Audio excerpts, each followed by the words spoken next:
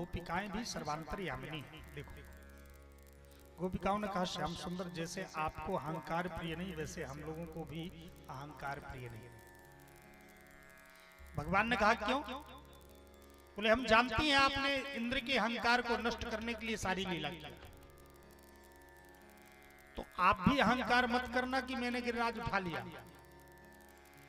ठाकुर जी ने कहा तो किसने उठाया? धन्य है हमारे ठाकुर जी। गोपिकाओं ने कहा श्याम सुंदर आपने दाहिने हाथ से उठाया कि बाएं हाथ से? बोले बाएं हाथ से। गोपिकाओं ने कहा श्याम सुंदर यदि दाहिने हाथ से उठा के दिखाते तो हम जानते कि तुम बहुत बड़े पहलवान हो। बायां हाथ तो हमारी किशोरी जी का है, तो किशोरी जी ने पर्वत उठाया। कन्हैया मुस्कुराने लगे, हाँ भैया उन्हीं की शक्ति से तो मैं सृजन करता हूँ, पालन करता हूँ, श्रृंगार करता हूँ। उन्हीं की शक्ति ही तो मेरे पास है। शक्ति के बगैर शक्तिमान अधूरा, शक्ति के बगैर शक्तिमान अधूरा, बगैर शक्ति के कुछ नहीं हो सकता। इसलिए शक्ति को साथ ही हम उपासना करते हैं। सीताराम राधे श्याम, शक्ति पहले नाम लिया, शक्ति की उपासना पहले, बगैर शक्ति के कुछ नहीं। एक संत थे राम राम राम राम राम राम राम राम राम राम राम राम जपते रहते थे, हमेशा राम राम जपते रहते थे। सूखा सूखा तो एक दूध देने के लिए ग्वालिन आया करती थी। बोले बाबा जी ये सूखा सूखा राम राम क्यों जपते रहते? अरे इसमें थोड़ा सा कुछ ही डाल लिया करो। बोले कैसे? बोले सीताराम कहा करो, ये सूखा सूखा राम राम राम राम कहते हैं। बोले नहीं नहीं हम राम के उपासक, हम शक्ति को नहीं मानते। तो एक दिन बाबा जी को दस्त लगने लगे, तो शक्ति 2 दिन में चली गई। अब उठने की हिम्मत न रही, ग्वालिनिया दूध लेकर के आई। उसने कहा बाबा जी दूध ले लो। बोले रख दो, आज तो है बिल्कुल शक्ति नहीं, आज उठने की शक्ति नहीं है, वहां जहां बने तो वहीं बर्तन रखा है, रख दो। तो ग्वालिनिया ने कहा बाबा जी आप तो शक्ति को मानते ही नहीं है, कहां गई शक्ति?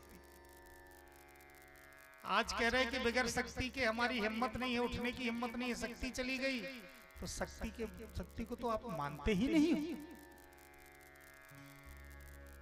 उन संत की आंख खुल गई, वाह इस ग्वालिनिया ने मुझे उपदेश दे दिया। तुरंत उसी समय उनको ज्ञान हो गया, बोध हो गया, और उसी दिन से वो शक्ति की उपासना करने लगे। सीताराम शक्ति अत्यंत शक्तिवान किशोरी जी।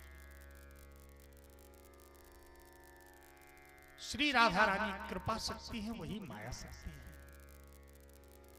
शक्ति के बगैर शक्तिमान अधूरा, बगैर शक्ति के शक्तिमान कुछ नहीं कर सकता। आपका हाथ पैर मुख आंख, लेकिन शक्ति ना रहे तो ये सारी इंद्रियां कुछ ना कर पाए। सूर्य में किरण शक्ति ना हो तो सूर्य का अस्तित्व तो नहीं, अग्नि में दाहकत्व शक्ति ना हो तो अग्नि का अस्तित्व तो नहीं, जल में तरंग शक्ति ना हो तो जल का अस्तित्व तो नहीं है, पवन में स्पंदन शक्ति ना हो तो पवन का अस्तित्व तो नहीं है। ऐसे ही कृष्ण के साथ राधा शक्ति और राम जी के साथ सीता शक्ति ना हो तो इनका भी अस्तित्व तो नहीं है, ये लीला नहीं कर सकते। अरे भैया 4 दिन के लिए माताएं मायके चली जाएं तो घर में झाड़ू लगाने वाला नहीं रहता। पुरुष की शक्ति, उसी के बल पर तो वो पुरुष बाहर से हाथ बता दो अंदर चाय बनाना है, 5 चाय बन के आ जाए बाहर, और उसकी शक्ति काम कर रही है, और शक्ति के बल पर ही वो चमकता है। और पता चला 4 दिन ना रहे माता तो कोई रिश्तेदार आ गया, बोले भैया क्या करें अकेले हैं, अब तो बस पानी पी लीजिए, कहिए तो दूसरी जगह देखें, व्यवस्था कोई है नहीं घर में। बोले सब फैला पड़ा रहे हो, 3-4 दिन से कोई है नहीं ना, सब मायके गए कार्यक्रम में, इसलिए कोई झाड़ू लगाने कहाँ गई शक्ति। इसलिए शक्ति के बगैर शक्तिमान का कोई अस्तित्व तो नहीं है। शक्ति का सदैव सम्मान करना चाहिए। जिस घर में शक्ति का सम्मान होता है उसी घर में संपत्ति वैभव श्री ये सब शक्तियां सदैव शक्ति का सम्मान। संसार का संचालन भी शक्ति के द्वारा होता है और परमात्मा की कृपा भी शक्ति के द्वारा ही होती है। कृपा शक्ति श्री राधा रानी जब पुरस्कार करती हैं इस जीव के लिए, तब परमात्मा इसको स्वीकार करते हैं। क्योंकि परमात्मा तो एकदम कहते हैं शक्रदेव प्रपन्नाय तबास्मित चयास्ते अभयम सर्वभूते ददामि एतत् व्रतम, मेरे पास आ जाओ। लेकिन कैसे आओ? बोले निर्मल मन जन सोमय, निर्मल होके आओ, शुद्ध होके आओ। अब ये जीव निर्मल हो ही नहीं पाता है। काम, क्रोध, लोभ, मोह, मद, मत्सर, काजर की कोठरी में कैसे ही सयान हो जाए, एक लीक काजर की लागे पे लागे, इससे निर्मलता हो ही नहीं पाती। तो मल चिपका रहता तो उस मल को धोने वाला कौन होता है? बालक आ रहा हो, पिताजी बढ़िया बैठे हो मंच पर सबके साथ में, और बालक आ रहा है, रास्ते में कीचड़ है तो उस कीचड़ में खेलने लगा, सन गया कीचड़ में, और फिर उसी कीचड़ से सना हुआ बालक आकर के देखा पिताजी बैठे हैं तो पिताजी के पास पहुंचा, पापा जी पापा जी। वो भूल गया कि मुझे कीचड़ लगा, और पहुंचा तो बाप क्या कहता, नहीं नहीं जाओ, कीचड़ लगा, अभी जाओ, जिसको शुद्ध हो गया, साफ हो गया।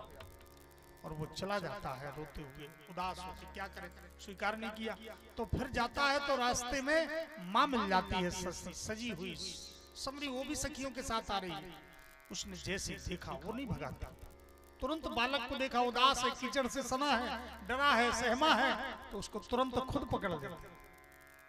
आजा आजा, ये मैंने तुझे कितना बढ़िया सजा संवार करके भेजा था, तूने पूरा कीचड़ लगा लिया। उसको ले जा करके डांटती भी है, समझाती भी है, प्यार भी करती है, और नहवाती है, कपड़े पहनाती, श्रृंगार करती है, और फिर सजा करके कह देती है अब चला जा अपने पिता के पास, और भेज देती है सजा करके। और फिर पिता से कहती नहीं नहीं स्वीकार कर लो, तुम्हारा ही तो बेटा है।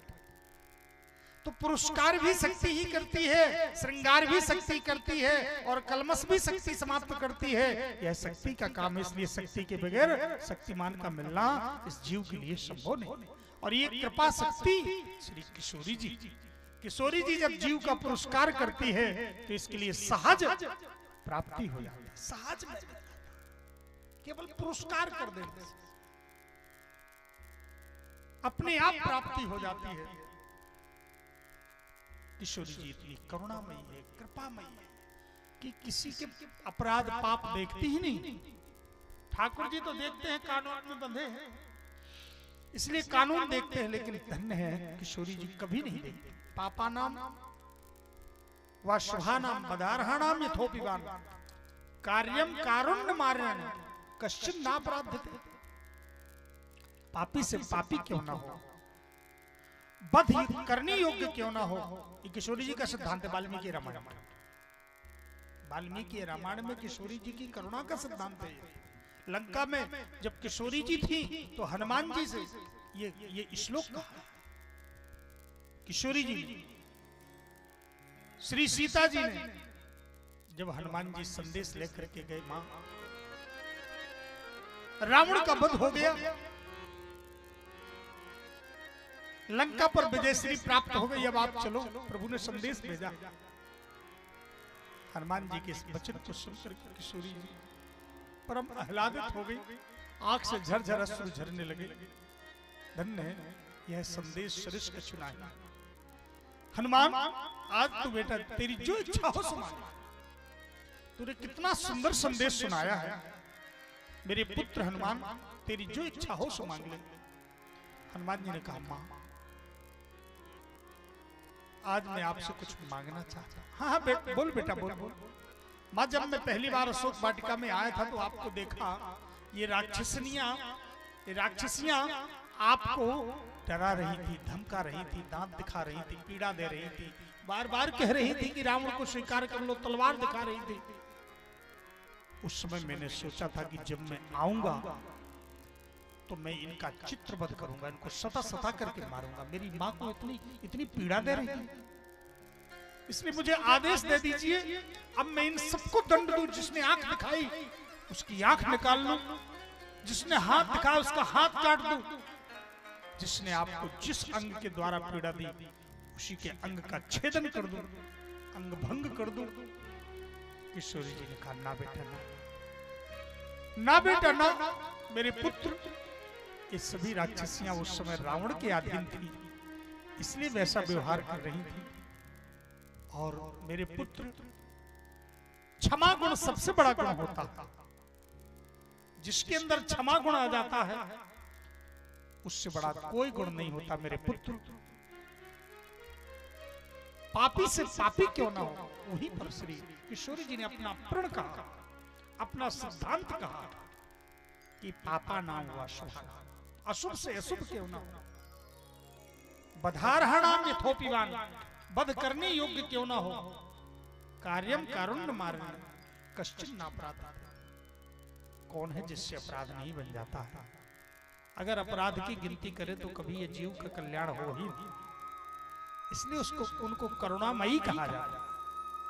श्री किशोरी जी की कृपा करुणा, इन्हीं की कृपा से ही ये जीव लीला का पात्र बनता है, इन्हीं की कृपा से सेवा का पात्र बनता है, इसी की कृपा से, इन्हीं की कृपा से प्रेम का पात्र बनता है। आज करुणामयी किशोरी जी की ही कृपा है। कन्हैया ने भी स्वीकार किया, क्योंकि जैसे जीव के लिए परमात्मा प्राप्ति के लिए किशोरी जी की कृपा की आवश्यकता है, ऐसे परमात्मा को भी जीव का कल्याण करने के लिए किशोरी जी के सहारे की आवश्यकता है। एक दूसरे का मानो किशोरी जी गुरु का काम करते, गुरु मध्यस्थ होते। सदगुरु सोई जो ब्रह्म मिलावे, कर उपदेश ही जगत छुड़ावे। तो वह गुरु का काम श्री किशोरी जी करती, पुरस्कार करके जीव के ऊपर अप्रत्यक्ष रूप में श्री किशोरी जी कृपा करुणा करती हैं। कन्हैया ने भी कहा कि हाँ हाँ, किशोरी जी ने ही गिरिराज पर्वत उठाया। कछु माखन को बल बढ़ो, कछु माखन को बल बढ़ो, कछु गोपिन करी सहाय, लेकिन राधे जू की कृपा ते गोवर्धन लियो उठा। आहा, कन्हैया की आंखें भी भर गई किशोरी जी की। तो अब किशोरी जी के दिव्य चरित्र में प्रवेश करना है, जो भागवत का प्राण कहलाता है, जिसको महारास कहते हैं, रास पंचाध्यायी। प्राण क्यों कहते हैं? भागवत का मुख्य शरीर है, प्रतिपाद्य विषय है भक्ति। इसको भक्तिमय ग्रंथ कहा गया है। भक्ति के अतिरिक्त भागवत में कुछ नहीं। मय मतलब प्रचुरार्थ। जैसे चीनी का खिलौना चीनीमय, लोह का बर्तन लोहमय, मिट्टी का बर्तन मिट्टीमय। भले सुराही हो, घड़ा हो, दीपक हो, कुल्हड़ हो, चिलम हो, कुछ भी, आकृति अलग अलग है, नाम भी अलग अलग, उपयोगिता भी अलग अलग है, लेकिन देखने में अलग अलग है। लोग उसकी उपयोगिता और नाम भी अलग अलग उच्चारण करते हैं, पर कुम्हार के लिए वह मिट्टी के अतिरिक्त कुछ। ऐसे ही जो तत्ववेत्ता महापुरुष हैं संसार में, तो देखने के लिए यह एक ग्रंथ कहलाएगा, एक श्लोक कहलाएंगे, अध्याय कहलाएंगे, स्कंद कहलाएंगे, प्रसंग कहलाएंगे, लेकिन तत्ववेत्ता महापुरुष भक्ति के अतिरिक्त कुछ नहीं देखते। भक्ति ही भक्ति है, प्रत्येक प्रसंग में, अंग प्रत्यंग, रोम रोम में भक्ति। भक्ति ही इसका मुख्य शरीर है। इसलिए भागवत का दर्शन कर लेना ही भगवत प्रेम को प्रदान करने वाला होता है। नित्य दर्शन, केवल दर्शन। हम अगर पढ़ नहीं पाते तो रोज ग्रंथ रख लें और रख करके दर्शन ही कर लें, तो ही महाराज साक्षात वांग्मय विग्रह, भक्तिमय ग्रंथ है। तो भक्ति का प्राण क्या है? भक्ति का शरीर है श्रीमद् भागवत जी, और भक्ति का प्राण क्या है? बोले भक्ति का प्राण है भगवान से मिलन। भक्ति क्या करती? जीव और परमात्मा का मिलन कराता है, मध्यस्थता करती है। भक्ति साधन है और परमात्मा साध्य है, और जीव साधक है। साधक को साध्य से मिलाने का काम साधन करता है। उस साधन का नाम है भक्ति। तो भक्ति साधन भी है और भक्ति साध्य भी है। भक्ति ही सब कुछ बन जाती है महाराज। भक्ति मुख्य विषय है और भक्ति का मूल है परमात्मा से मिलन। महाराज में जीव और परमात्मा का मिलन हुआ है। जो बड़े बड़े अमलात्मा, बड़े बड़े महात्मा, बड़े बड़े वीतराग